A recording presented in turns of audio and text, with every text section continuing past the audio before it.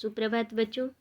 आज हम कक्षा 6 के भूगोल विषय का पाठ 8 भारत, जलवायु, वनस्पति तथा वन्य प्राणी का आगे का प्रकरण प्राकृतिक वनस्पति और वन्य प्राणी के बारे में पढ़ेंगे।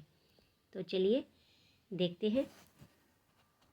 तो देखो बच्चों, ये आपके भूगोल विषय का अंतिम अध्याय है। अध्याय 8 भारत, जलवायु, वनस्पति और वन्य प्राणी। इसके पहले वाली वीडियो में हमने पढ़ा था मौसम के बारे में कि मौसम किसे कहते हैं। वायुमंडल में दिन प्रतिदिन होने वाला जो परिवर्तन है उसे हम मौसम कहते हैं। और इसी मौसम में तापमान आता है, वर्षा और सूर्य की किरणें भी शामिल होती हैं।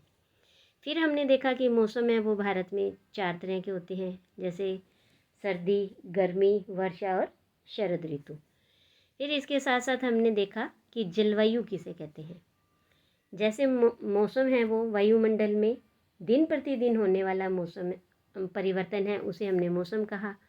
लेकिन जो जलवायु है वो क्या है कि किसी स्थान पर कई वर्षों के अंदर मौसम की औसत दशा को हम माप लेते हैं, उसे लिख लेते हैं अपने पास, और फिर उसे कहते हैं हम जलवायु। यानी जलवायु है वो दीर्घकालिक होती है और मौसम है वो अल्पकालिक होता है।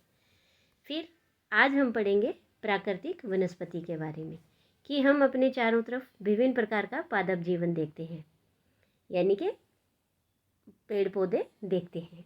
कोई छोटे होते हैं, कोई बड़े हैं, किन्हीं की पत्तियां बड़ी बड़ी होती हैं, जिनकी पत्तियां छोटी हैं, किसी पर फूल हैं, किसी में फूल नहीं हैं, किसी में कांटे हैं। इस तरह से हम अपने आसपास बहुत सारा पादप जीवन देखते हैं। हरे घास वाले मैदान में खेलना हमें कितना अच्छा लगता है। कुछ पौधे छोटे होते हैं जिन्हें झाड़ी कहा जाता है, जैसे कि कैक्टस है या फूलों वाले पौधे हैं। जैसे कि इस चित्र में भी देखिए कि जो 5 मीटर तक की ऊंचाई वाले पौधे हैं, इन्हें झाड़ी वाली परत कहा जाता है, यानी झाड़ी वाले पौधे कहा जाता है। इसके अतिरिक्त बहुत से लंबे वृक्ष होते हैं और उनमें बहुत सी शाखाएं और पत्तियां होती हैं, जैसे नीम है, आम है। तो जैसे जो 20 मीटर तक ऊंचाई पर हो सकते हैं, इन्हें तरुण वृक्ष कहा जाता है। फिर कुछ वृक्ष ऐसे होते हैं जिनमें पत्तियों की मात्रा है बहुत ही कम होती है, जैसे कि नारियल है। तो घास, झाड़ियाँ तथा पौधे जो बिना मनुष्य की सहायता के उपजते हैं, उन्हें प्राकृतिक वनस्पति कहा जाता है। क्या आप यह कभी नहीं सोचते कि एक दूसरे से किस प्रकार भिन्न है? अलग अलग जलवायु में अलग अलग प्रकार की वनस्पतियाँ पाई जाती हैं। तो इनके अलग अलग होने का सबसे महत्वपूर्ण कारण है वो है वर्षा की मात्रा। तो जलवायु की भिन्नता के कारण भारत में अलग अलग प्रकार की वनस्पतियाँ पाई जाती हैं। इसके बाद देखिए कि हमें वनों की आवश्यकता क्यों होती है। वन हमारे लिए बहुत ही लाभदायक है। ये विभिन्न कार्य करते हैं, जैसे कि पेड़ पौधे हैं वो ऑक्सीजन छोड़ते हैं जिसे हम सांस के रूप में लेते हैं, और जो पेड़ पौधे हैं वो कार्बन डाइऑक्साइड को ग्रहण कर लेते हैं। तो पेड़ पौधे की जड़ें मिट्टी को बांध कर रखती हैं और इसी प्रकार वे मिट्टी के अपरदन को भी रोकती हैं। फिर है कि हमें इन वनों से क्या क्या सामान प्राप्त होता है। तो देखिए कि वनों से हमें ईंधन, लकड़ी, चारा, जड़ी बूटियाँ, लाख, शहद, गोंद इत्यादि प्राप्त होते हैं।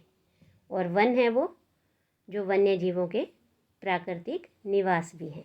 ये देखिए कि जैसे आपको यहाँ ये चित्र में दिखाई दे रहा है कि वनों से हमें क्या क्या मिलता है, वनों के क्या क्या उपयोग हैं। तो सबसे पहले तो हमें ऑक्सीजन मिलती है, उसके बाद है शहद, फल, गोंद और लाख। वन्य जीवों का ये प्राकृतिक निवास स्थान होते हैं। इमारती लकड़ियाँ मिलती हैं, रबड़ मिलता है, जो पेड़ों की जड़ें हैं वो मिट्टी को बांधे रखती हैं। पेड़ों की लकड़ी से फर्नीचर बनता है, खेल का सामान बनता है, ईंधन प्राप्त होता है जिससे हम भोजन बना सकते हैं।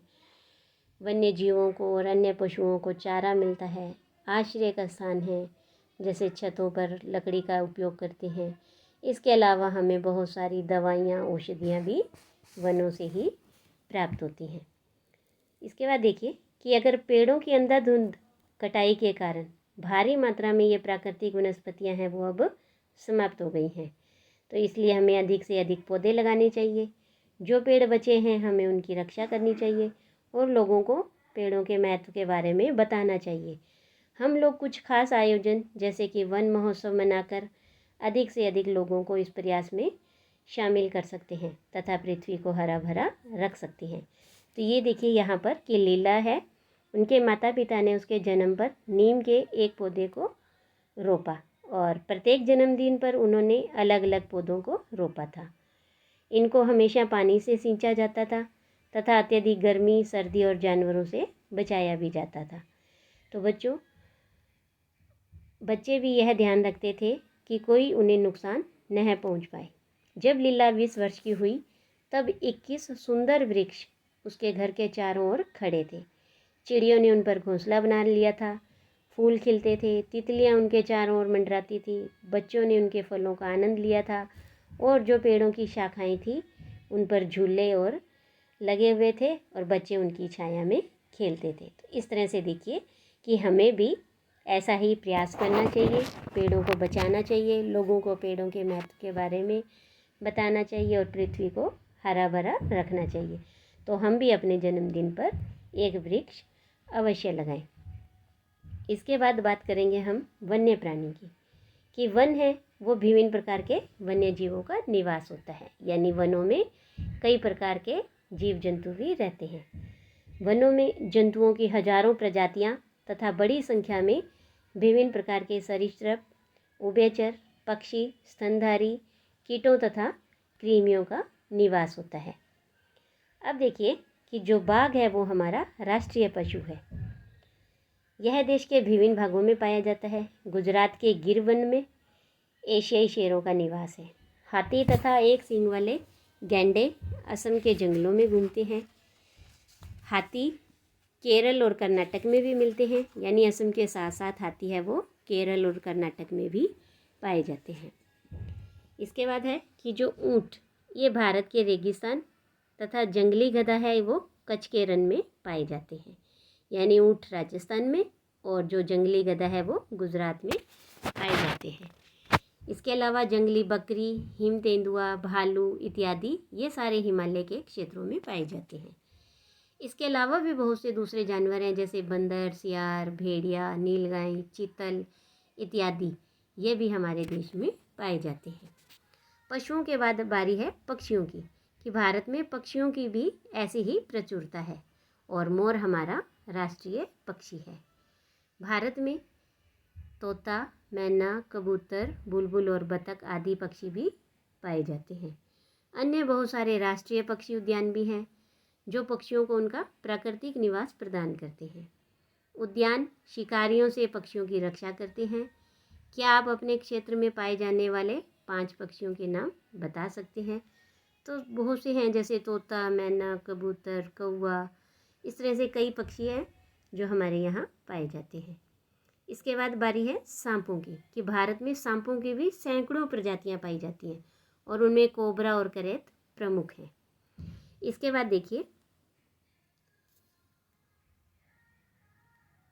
कि वनों के काटने और जानवरों की शिकार करने के कारण भारत में जो पाए जाने वाले वन्य जीव हैं, इनकी प्रजातियां हैं वो तेज़ी से घट रही हैं।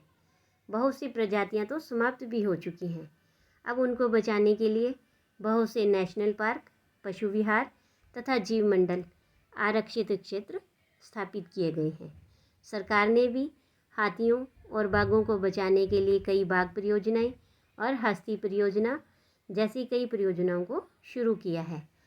क्या आप भारत के कुछ पशु विहारों के नाम और मानचित्र पर उनकी स्थिति बता सकते हैं? तो ये देखिए, सबसे पहले तो आप यहाँ पर नीचे जो चित्र है इसमें वन्य जीवन देखिए, किस तरह से आपको बाघ है, हिरन है, बतख है, चीता है, हाथी, गैंडा, इस तरह से ये सारे जीव जंतु दिखाई दे रहे हैं। अब हम बात करते हैं कि ये देखिए भारत का मानचित्र है जिसमें आपको कुछ पशु विहार और उनके मानचित्र पर उनकी स्थिति दिखाई दे रही है, जिसमें से हमारे राजस्थान में ही सरिस्का है अभयारण्य, केलादेव पक्षी विहार है, रणथंभौर परियोजना है जो कि बाघ के लिए चलाई गई है। तो ये 3 तो हमारे राजस्थान में ही हैं। इसके अलावा गिर है गुजरात में और कांजीरंगा है। इस तरह से ये आपको ये सारी इस मानचित्र में सुंदरवन है पश्चिम बंगाल में, उत्तरी भारत में और दक्षिणी भारत में, इस तरह से बहुत सारी सरकार के द्वारा बाघ परियोजना और हस्ती परियोजना जैसी परियोजनाओं को शुरू किया गया है। अब इसके बाद है कि हम भी वन्य जीवों के संरक्षण में अपना हाथ बटा सकते हैं। तो देखिए कैसे कि हम जानवरों के शरीर के विभिन्न अंगों जैसे कि हड्डी, सींग और पंख से बने हुए पदार्थों को खरीदने से इनकार कर सकते हैं। प्रत्येक वर्ष हम लोग अक्टूबर के पहले सप्ताह को वन्य जीव सप्ताह के रूप में मनाते हैं। यानी वन्य जीव सप्ताह कौन से महीने में मनाया जाता है? अक्टूबर में। और अक्टूबर का जो पहला सप्ताह है वो वन्य जीव सप्ताह के रूप में मनाया जाता है। क्यों मनाया जाता है? क्यों? ताकि वन्य जीवों के निवास को संरक्षित करने के लिए जागरूकता लाई जा सके।